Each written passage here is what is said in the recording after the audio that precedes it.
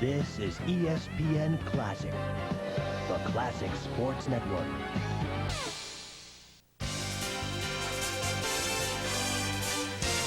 ESPN Classic welcomes you to the following presentation of the National Football League.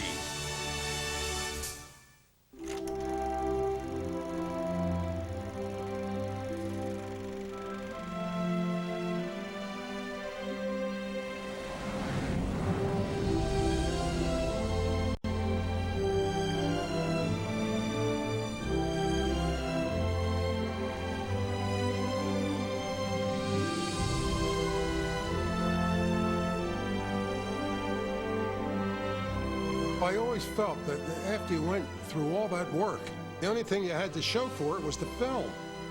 And you got to keep the film. I mean, that's the backbone. That's what it all goes back to. That's the heritage, the film. The old Bibles, the bones in the ground, they dig them up.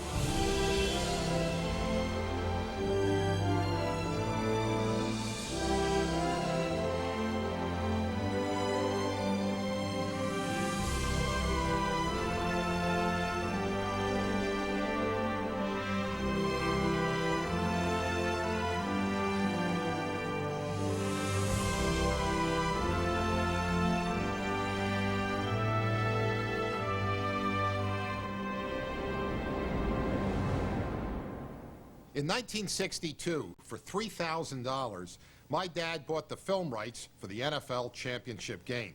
And I was a fullback at Colorado College then, and I'll always remember his phone call to me. He said, "I can see by your grades that all you've been doing out there is playing football and going to the movies. But that makes you uniquely qualified for this new job." So I quit school and came back to Philadelphia to work for my dad. And since then, NFL Films has been the only job I've ever had. 38 years. And you know, I thought I knew something about everything that we'd ever shot. But last year, Phil Tuckett, a producer who's been working with me for 31 years, found in our film vault some unmarked cans that they were so old they were rusted shut. Well, we opened them up, and inside was this uncut black and white negative film. And it must have been shot during the exhibition games prior to the 1964 season, because I'd never seen any of this stuff. But after we looked at it, we said, boy, this is a great time capsule of the 1960s. So Phil decided to put together a research team, and they dug even deeper into the archives to see what else they could find. This series is the result of that search, and we decided to call it The Lost Treasures of NFL Films, because that's what they are, a never-before-seen record of the growth of pro football, and also of the growth of that little company my dad started back in 1962. When my dad started filming pro football, he used to tell his cameraman, "Let the film run like water. We can't miss anything. Film's the cheapest thing we've got. Shoot everything that moves." He said, "We're historians. We're recording the game for posterity." Now, a lot of this early footage never got used, but after more than 35 years in what Dad used to call the wine cellar, these shots are more valuable than ever. They've aged very well. And now they're a colorful reminder of the way the game used to be.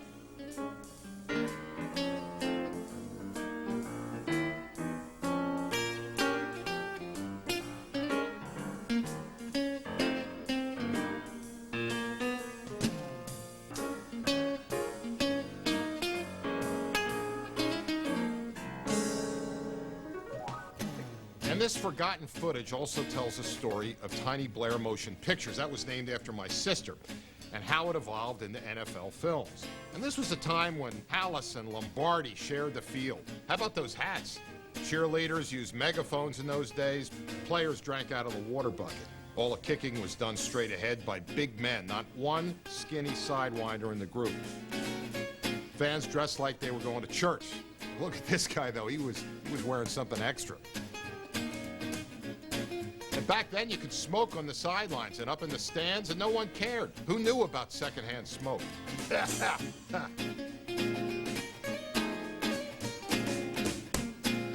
Then television started showing up on the sidelines. But this is what we were shooting at the time, these little wind-up Bell & Howell movie cameras, trying to get close to the action, but yet without becoming part of it.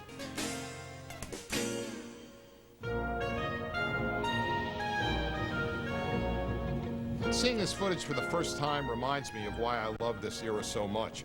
I was 21 when I went to work for Dad, and there were only 14 teams in the NFL, but I could tell you something about every player in the league. I could name every offensive lineman.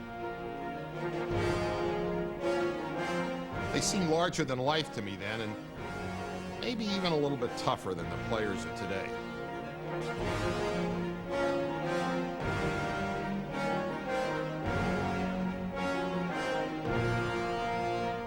Now, right from the start, we experimented with slow-motion photography to show the subtleties of the game, things that TV had overlooked. Dad felt that slow motion was pure cinema. This was movie making perfectly matched to the grace and the beauty and the violence of pro football. Who could forget Tom the Bomb Tracy? He's finishing up his career with the Redskins, and that's punter Bobby Joe Green. You can tell he's a kicker. He's not wearing a face mask. For a year, Phil and his guys dug and they explored and they scrounged through thousands of cans of film. Some of it so rusted, you needed metal cutters to open them.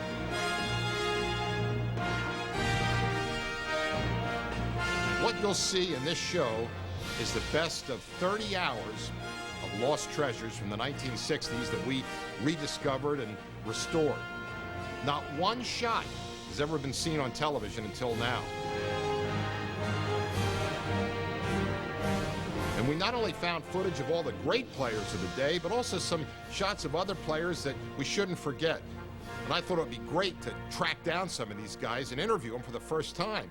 So you'll be meeting Joe Rutkins, Brady Keys, and the Catawba Claw, that's Bucky Pope, during the next hour. You might not remember them or even know who they were, but as far as I'm concerned, they were all lost treasures.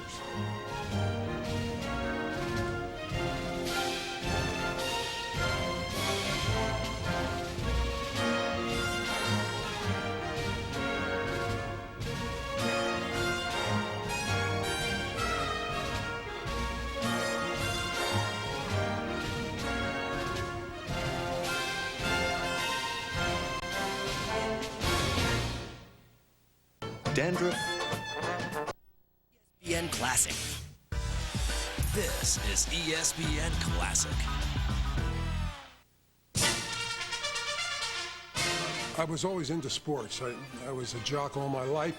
And to me, the best sport to film at that time was pro football. Even the field is shaped like a movie screen, and there's 8 seconds and the play stops, and then there's another 8 seconds and the play stops. And there was a lot of action. So, you know, you get a couple of guys who know a little bit about the game, and we decided that we're going to shoot pro football. Dad hired director Dan Endy, and Blair Motion Pictures paid $3,000 for the rights to the '62 championship game. Yeah, in 1962. That's the game I'm talking about. And I think this game was about -10 with the chill factor. That's the wind blowing. You know, that was just a severe afternoon to shoot movies of a football game. Well, thank God I didn't know more. I didn't realize that the film could freeze. I didn't realize that a cameraman, if he put his face against the camera, it would stick to the camera. So I didn't know about that. I just said, let's go. Shoot, that's all. Shoot everything that moves. And I'll never forget how cold it was in Yankee Stadium that day. And the wind, that was worse than the cold. And in the pregame, Y.A. Tittle's passes were getting blown all over the field. The quality of this footage amazes me. It was shot on Ektachrome film stock, and for some reason Kodak stopped making it. It's too bad because look at this quality. 37 years later, no deterioration.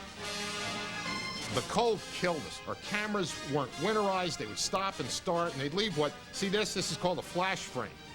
And it'd make the shots too short to use in the edit, so a lot of the footage wasn't good enough.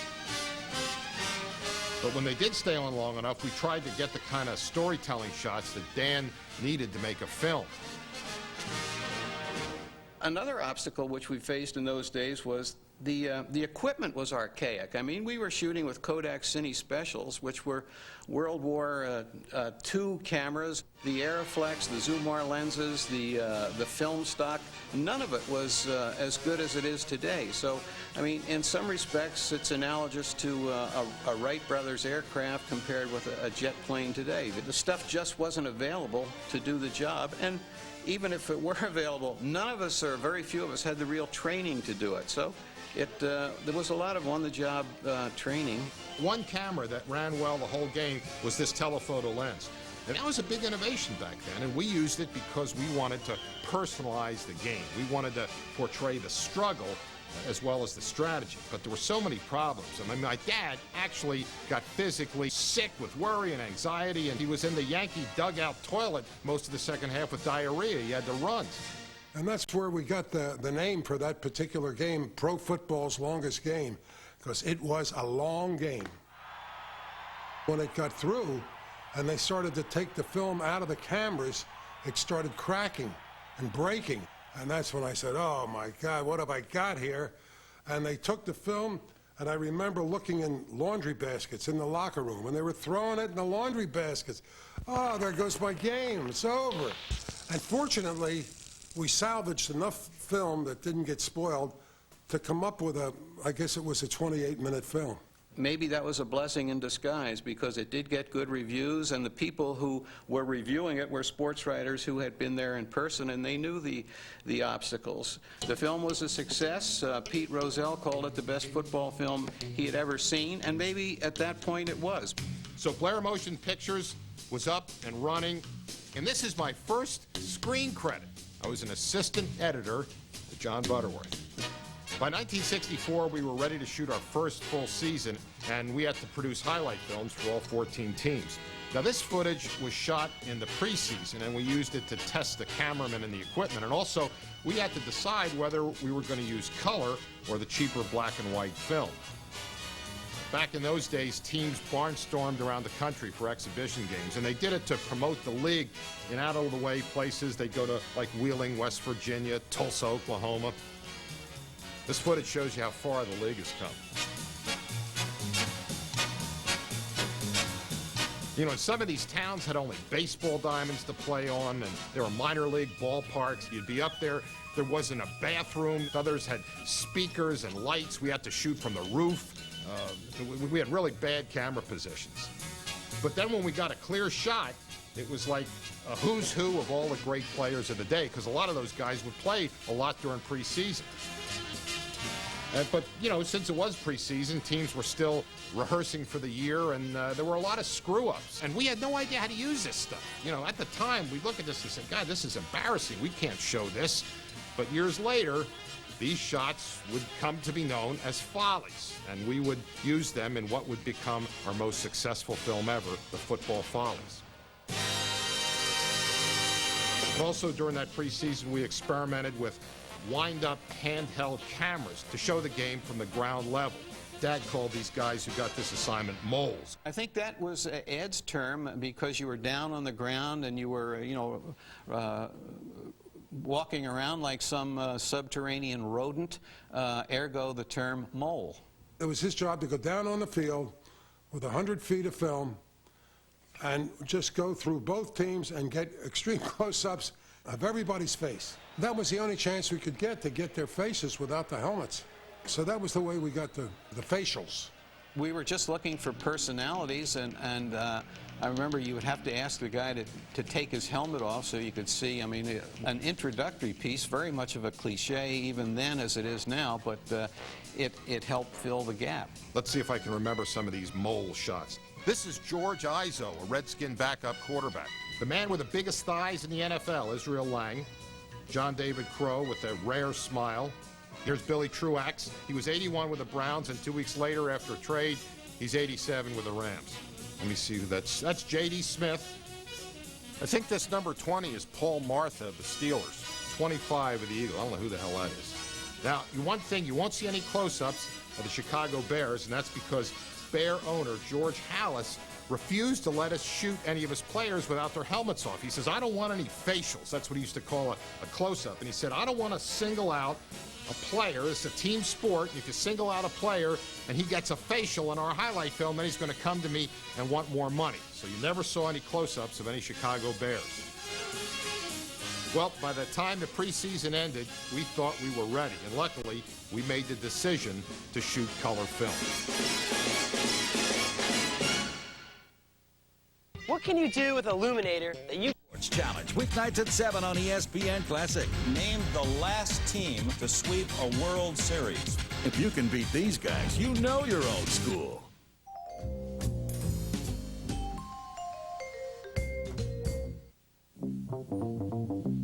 Well, this is opening day, 1964, and we were up and shooting long before the game started. We were all so excited that we shot anything. And at the time, we had no use for all these fan shots, but everybody was so excited that we shot them anyway. But now, looking back, I'm glad we saved them. This is sort of a 60s fashion show.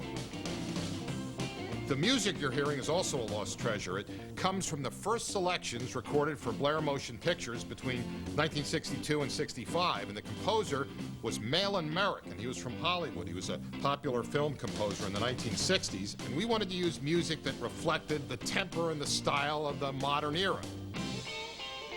There were no dome stadiums then, and artificial turf hadn't even been invented yet. The media was just starting to take notice of the NFL, but high-tech, it wasn't. There were no digital game clocks. The scoreboards were manual. Well, there's a job for you. I wonder who those guys were that had to work in that scoreboard. Lines were painted on the dirt because by November all the grass had been worn off. But playing in the dirt was no problem compared to having the goalposts on the goal line. And I can't imagine why it took the league so long to move the posts back to the back of the end zone. It just seemed that once a week, players would get racked up on the posts. Well, we were all having a great time, and we were just a bunch of young guys who loved making movies and who loved pro football and wanted to convey our love of the game to whoever was watching our movies. Looking at this footage, doesn't this seem like this was a more innocent time and maybe the players had more fun playing the game? The first season, we shot thousands of feet of goofy things, color, pageantry, and we had no idea how to use it. Now just look at this stuff. Look at it.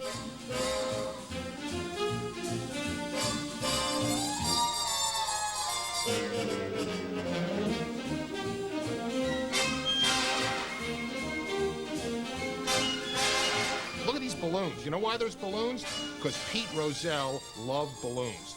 And the teams would use them whenever he would attend one of their games. Pete Rozelle's going to be at the game, you knew balloons were going to go up.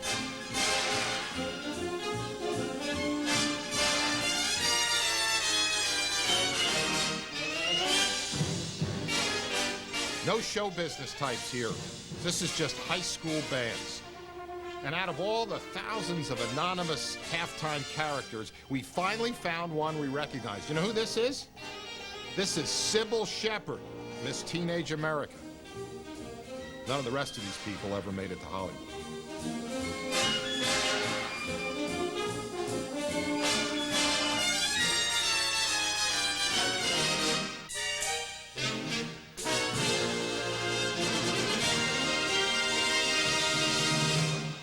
Now, we shot everything, no matter what the conditions. In fact, in the beginning, we didn't like bad weather, but then when we saw shots like this, we prayed for bad weather.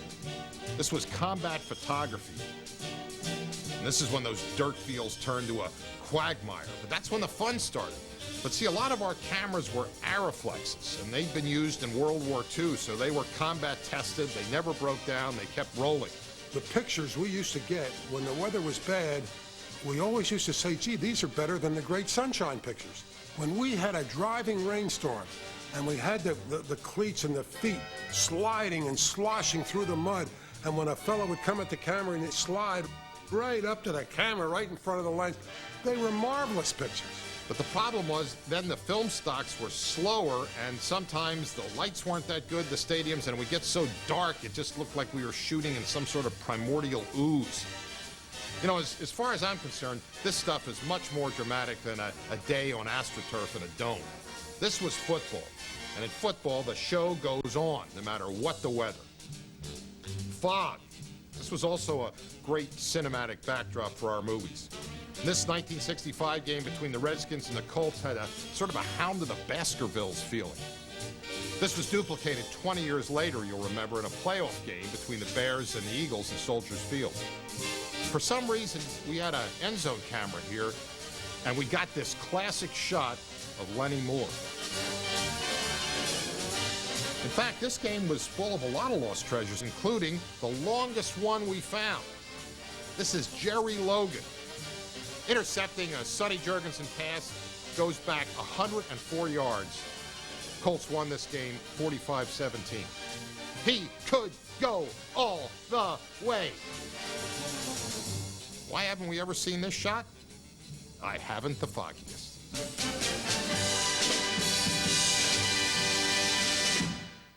Hey, Daisy, I ever tell you I did some modeling before I got on TV, much like yourself?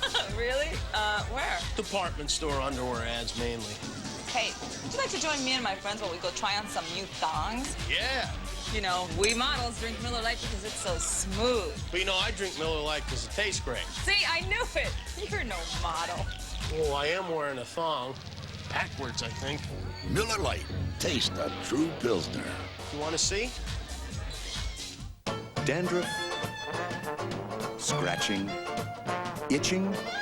Introducing new Neutrogena T-Gel Stubborn Itch Control with cooling menthol you feel on contact. Unlike self-control, it works. Ask any dermatologist. This is ESPN Classic.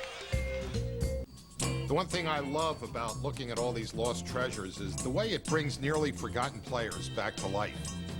Like Pete Retzlaff, he was the premier possession receiver of his day. He could catch the ball in a crowd, and he would have been great in today's West Coast offenses. This is Detroit's Nick Petrosani. He was a fullback I could identify with. Slow, but every step meant something. Now, we got this shot of Rick Caceres despite the Halas no close-up rule. Looks like a character in a Martin Scorsese movie. He was from North Jersey. My favorite rediscovery was this guy, Big Joe Rutkins, who played defensive tackle for the Redskins. He was number 72, and he was a Redskin captain for all 10 years he was in the league. And each game, he'd start out neat and tidy at the toss of the coin, but by the end of the first play, somehow his shirt tail was out. It's funny, here's a tough guy made all-pro, but what I remember most was his shirt tail always being out. My stomach does hang out a little, and it's hard to keep the shirt in, and it wasn't comfortable in. I used to blame it on the offensive lineman for my jersey being out from holding and pulling it out from holding on too tight. My wife always said that I look like an unmade bed, and I haven't lost much weight since then. I'm about the same size. That was the name of the whole game, was sacking the quarterback. And even if he has already thrown the ball, you still like to hit him a little bit, let him know you're around. You're always asking about my shirt staying in. The shirt stays in now, but the tie won't stay where it's supposed to. Bucky Pope, he had the best nickname, the Catawba Claw. And he had a spectacular rookie season in 1964 with the Rams. We went looking for him, and believe it or not, we found him 20 miles right here from NFL Films. He was working as an executive at a steel company. Well, the college that I played for was not necessarily renowned for first-round draft picks. It was tiny Catawba College in Salisbury, North Carolina. Now, if you would have asked anybody in that camp, who's the guy least likely to make this team, they'd have said, that guy there, that guy from Catawba. Where is that place? What's that place all about? But I will tell you this, the one guy that I was absolutely certain was going to make that team was me. And I was smitten, I was tunneled, I was narrowed, and I was going to make that team somehow, some way. So here's a guy that was 6'5", could run, and was catching the ball. The Catawba Claw. That name's just fun to say. And somehow, some way, that crazy nickname caught on, and frankly is fairly alive and well to this day.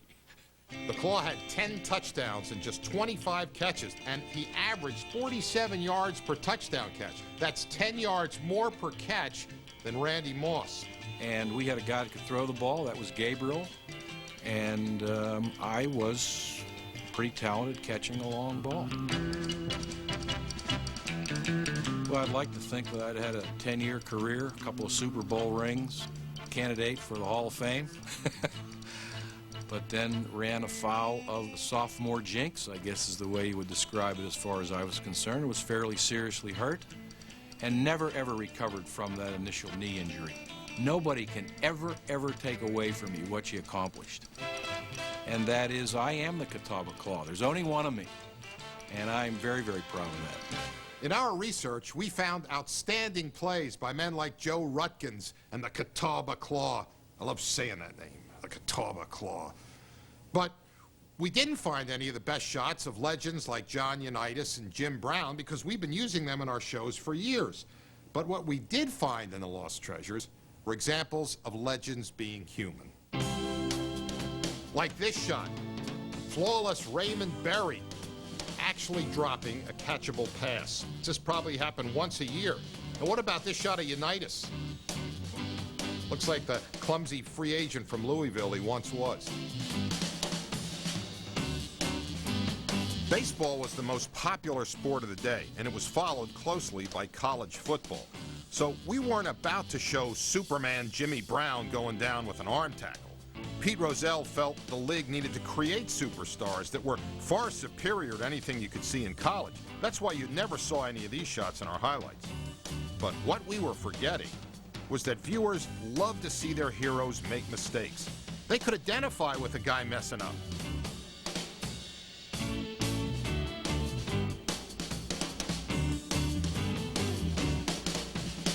Some of the mistakes seemed prophetic.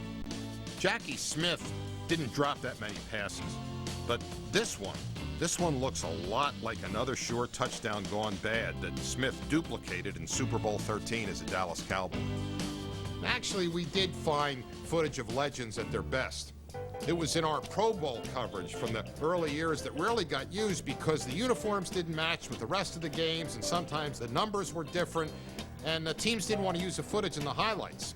But where else could you find George Halas coaching John Unitas and Don Shula working with Fran Tarkenton? Now, because none of this footage got used, all of the best remained in the outs. Jim Brown refusing to go down.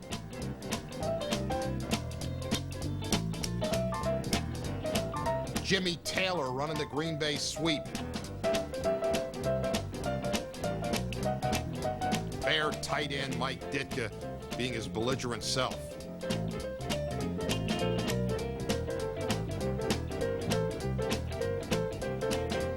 Super quick Chicago safety Rosie Taylor.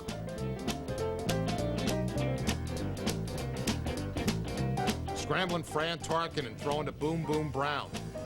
Dave Parks making a block to spring Tommy Mason. John Mackey going deep. Detroit's Terry Barr making a fingertip catch. That's too bad this interception by Green Bay linebacker Ray Nitschke wasn't in a regular season game because in his contract with Lombardi, Nitschke got a $50 bonus for every pass he intercepted. Now, looking back, it seems to me that the Pro Bowlers of the 60s played harder in this game than they do now. Just watch this. Doug Atkins, number 81, rushed the quarterback. In the 1964 game, number 89, Gino Marchetti, delivered this message to quarterback Frank Ryan. And there's a great story about this. Marchetti felt that the Browns had run up the score 2 weeks earlier in the NFL championship game, and he told Ryan after the game, listen, you don't do that, and I'm going to get you. And he did in this Pro Bowl. But number 77, Eugene Big Daddy Lipscomb, was the most dominating defender in Pro Bowl history. They used to say he could tilt the field. Now, in this footage from 1963, Big Daddy dominated the best defensive lineman in the league. He was 6'7", 300, but he didn't beat up the guy in front of him. Pursuit was his specialty. He didn't spend a lot of time pounding on the blockers. He was out to pound the ball carrier or the quarterback. Big Daddy was MVP that day, but no one could have known that this was also his last game. Big Daddy died 6 weeks later. Dandruff, scratching, itching. 1-800-CLASSIC to get ESPN Classic. Defensive play in the 1960s was as basic as hand-to-hand combat.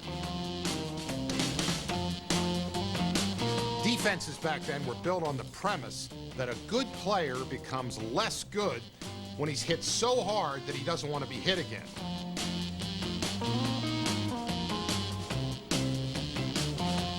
Now, a lot of these hard hits never appeared in our shows because at the time, most of the teams wanted to emphasize their offense and their scoring. The typical highlight package of the day consisted of touchdowns and not much else. So, unless it was an interception return for a touchdown, defenses largely got ignored, but not in the Lost Treasures. We were especially impressed in going through this old footage with the play of the defensive backs. Now, they were a hell of a lot more aggressive back then. A lot of times, they'd let the receiver catch the ball just to give him a good whack and then knock it loose. Receivers were like scraps of meat being tossed into a dog kennel.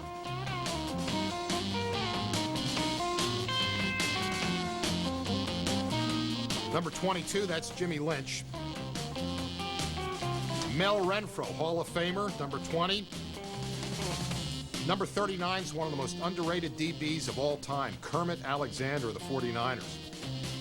Now, one of the best of the defensive backs was a scrappy Steeler cornerback named Brady Keys, but because the Steelers were so lousy back then, his big plays seldom made the highlight reels.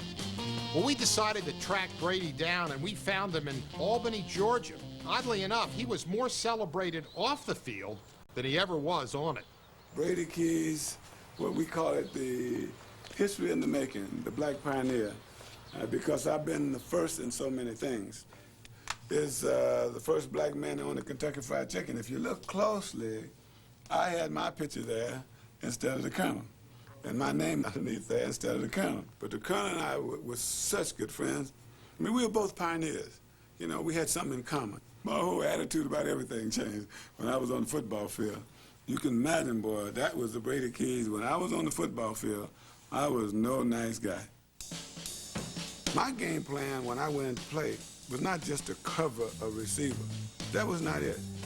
My game plan was to shut him out. When he got one pass on me, I was pissed. I tried to kill him after that. I tried to beat him up for catching that pass on me.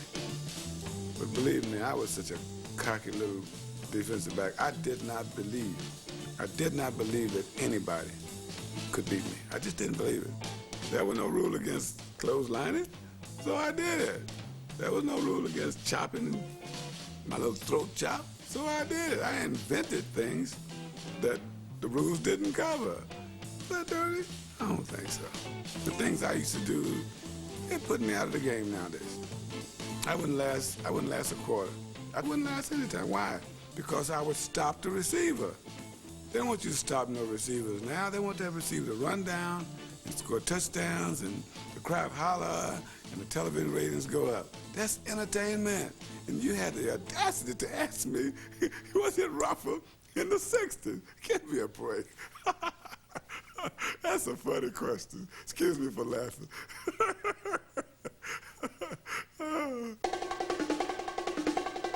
Feisty little Brady Keys played at a time when all-out brawls were not that uncommon. We weren't supposed to shoot them, but now it can be revealed that sometimes we did.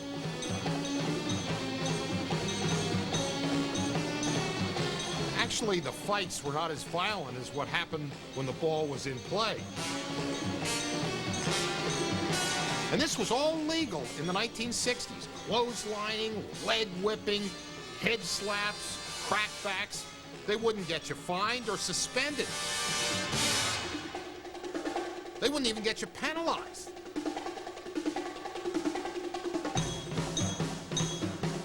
They also wouldn't get you into the highlight film. Until now.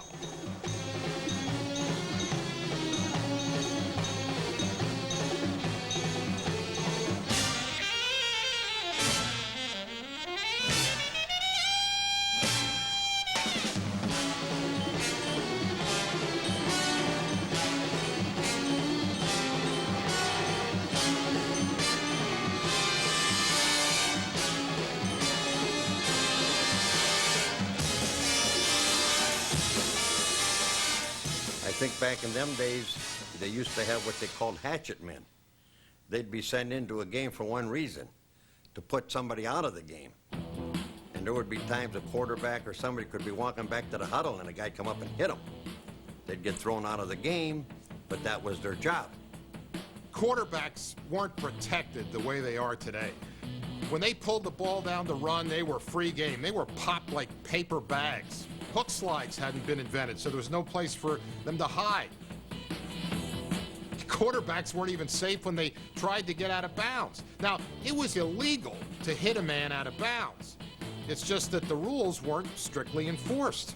A couple of strides, more or less, what the hell, it didn't seem to matter. Now, the Eagles tried to prevent injuries by putting used mattresses in the landing zones.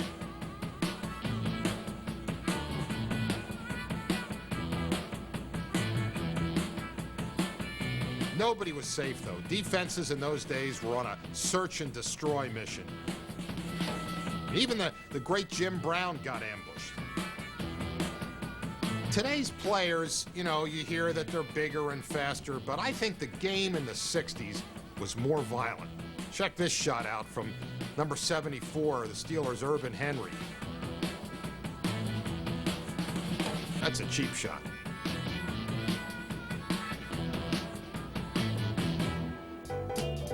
Despite what you've seen, they did have referees in the 1960s. And occasionally they found reason to throw their hankies.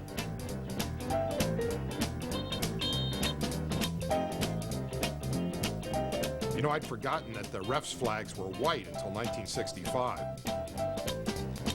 But other than that, the reaction of the players was just the same as it is today.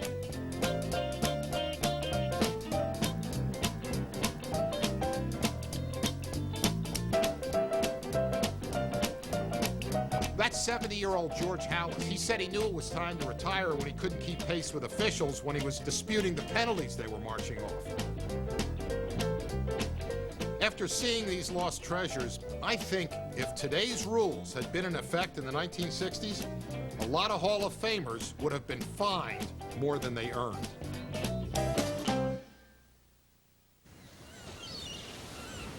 Hi there. Can we get you anything? Oh, no, I'm fine. Are you enjoying your stay, sir? You're on vacation, huh? No business, but the Best Western for a seminar. Isn't that still going on? Workshops today. Agony of defeat. It was the one show that had it all. Now the best is back. Classic Wide World of Sports. This week, a wave of wide world action with Hawaii's best surfers and worst wipeouts. Get fired up with one of the wildest races ever, and the good, the bad, and the ugly of arm wrestling. Hang 10 with Classic Wide World of Sports. Friday at 8, only on ESPN Classic. This is ESPN Classic. Going into 1965, we kept trying to work out the bugs in our coverage. At San Francisco's Kezar Stadium, we kept seeing these strange intermittent flashes in the footage. We didn't know what the hell it was. Then one game we shot in slow motion and discovered it was a flock of seagulls from San Francisco Bay.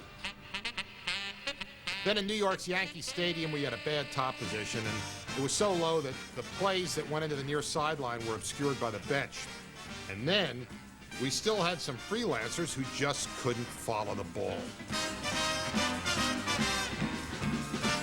Now, one of my dad's favorite slogans was flat, finish like a pro, label your film cans, put away your equipment.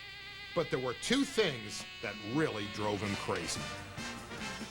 I had a fetish about two things in our movies, and one was focus, and the other was exposure, because that's where our cameramen made their most mistakes. You know, the color, the exposure would be wrong. Well, why don't you use a meter? You got the meter, use it. Well, they didn't want to use the meter, you know, they're lazy. And when a picture's out of focus, that's so amateurish, it made me sick. I couldn't stand to see a picture out of focus. Why couldn't you focus the picture? You know, Ed is a very impulsive and impetuous gentleman. And I remember when we first got involved with the cameras, you know, most people would buy one or two and test it through a season. Well, Ed found out that, you know, more is better, so he bought 12 of them right out of the chute. We took those 12 wind-up cameras and put them to work. We stopped shooting all those stiff, posed pre-game shots. Now, our moles were down on their knees, sneaking into the bench area, looking for candid close-ups. Although, I'm not quite sure what this cameraman was trying to shoot. These early handheld cameras didn't have zoom lenses like they have today, so if the play went away from you, you were sunk. On the other hand, if the play came toward the camera, you might get lucky if you held your ground and you'd get a good shot. But then if it came too close, you were sunk again. Now, this was all tricky business, not an exact science. We just wanted to show the game the way the players experienced it.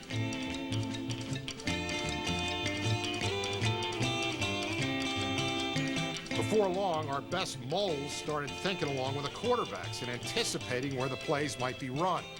More and more, they started to guess right, and we started getting a few of the ground shots that NFL Films would one day be famous for. A favorite spot was a corner of the end zone. It was a good place to catch a flag pattern. Then, even after you guessed right, a great shot like this run by the Lions' Amos Marsh, could be ruined by a hair in the frame. Another limitation of these primitive ground cameras was the speed. You couldn't shoot a lot of slow motion because the 100-foot film load lasted only 2 minutes. Now, that wasn't the case for the top camera, which carried 12-minute loads and had more film. And right away, we started to develop the super slow motion coverage, which would become one of our trademarks. In fact, Dad made it a priority to shoot slow motion, even though it cost a lot more. When you shoot slow motion through a movie camera, the film is going through there like water out of a spigot. And boy, it's just building up dollars. It's like a taxi cab meter. And nobody wanted to take that expense. But it was so great to see slow motion in football lend itself so much because of the movements, almost like a ballet. The runs especially, where they would miss tackles and slide, and the great extensions for the passes. And that's all that people talked about. And I thought, if that's all the people are talking about, and that's what they like, then hell, I'm going to give them the whole game that way. So I loaded up the cameras. I said, we're going to invest the money. We're going to shoot every play slow motion.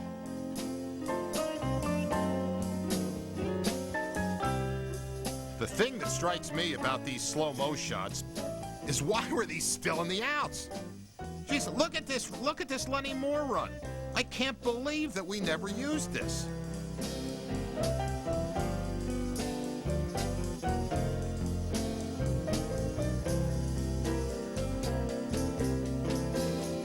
A lot of people would say, Ed, how did you decide to shoot that game in slow motion?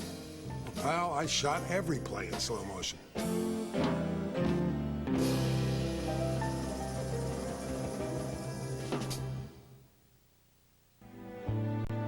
I love playing tennis, but being a mom is even better. When I took the Hooked on Phonics reading challenge with... The 1965 season saw the arrival of two rookies who would become great for our films and for pro football in general. Number 40, Gale Sayers, and number 51, Dick Butkus. Now, they started out as special teamers for the Bears. Sayers was so unique that every time the Bears played, all of the editors would argue over who would be able to cut that film. And Butkus was giving us a reason to use defensive plays in the highlight shows for the first time. Even then, we knew the significance of these two new stars that we could promote and how they represented the passing of the torch. Once again, Jim Brown had led the league in rushing, but no one knew that this was going to be his last season. He had made up his mind to retire at the peak of his career, and the 1965 Pro Bowl would be the last game he would ever play. The man sure knew how to go out in style.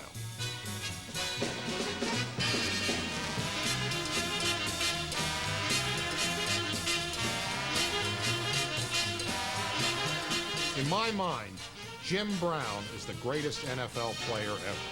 He was the MVP of the last football game of his life. And for the first time, we used our company's new name on the credits. Blair Motion Pictures had been bought by the NFL, and we were now NFL Films. The NFL is online at www.nfl.com. For more, log on to ESPN.com, part of Go Network, go.com.